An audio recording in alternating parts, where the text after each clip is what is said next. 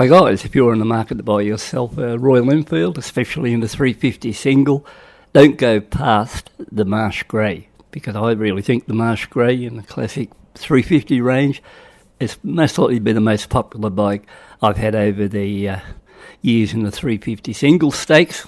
They've just got a really good cult following for that particular bike, and I'm always asked about that particular bike, so it's one that you sort of, if you're in the market to get something and you like that military style look, go for that bike. I don't think you'll be disappointed.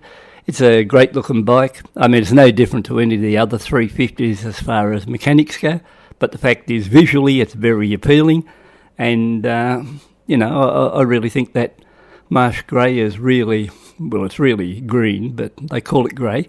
And what I've done now, I've put a playlist on that one, and just shows you what it can do. It's just not a good looker. You can take it out and you can run it dirt, you can run it in the paddock, you can run it up hills, you can run it into the ground if you want to. It's up to you. But the fact is, if you're after a go anywhere sort of a bike, which is good on the sealed, off the other, and if you want to make it even better, you can just go and get yourself a set of off-road tyres on it, and you're ready to party and get right into the scrub and battle it out with the best of them. So what I've done, I've created a playlist, and there may be a link at the end of this video. I'm going to try that idea with this, and if that doesn't work, it's going to be in the description. So in the description, there's going to be a link for either way, or it might be in both sections, a playlist. And to give you an idea what I've actually done on this bike over the period of time, there's about 35 clips there, including a few options that we'll put on the bike. And like I said, when it comes to these classic 350s, it's more visual. They all run the same motor, gearbox, all tyres and all that like that.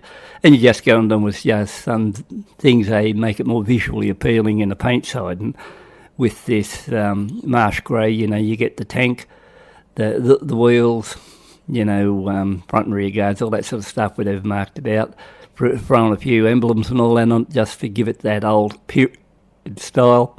And on the period style, I think it looks even older than the classic 350 in the chromes or in the solid colours like the halcyon grey or the green, because I think it puts it out into an era where it almost looks like it could be, say, 10 years older than those bikes. Like when you park them up against each other, it just draws that attention of the old war type days. That's the sort of bike you might be if you want to be a dispatch rider, that could be the bike for you. But anyway, that crap aside, the fact is I've put a playlist together, 35 clips.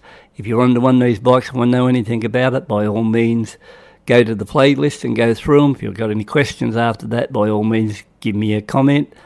And if you're watching this for the first time, give me your thoughts on whether you like that particular bike better, or have you got another favourite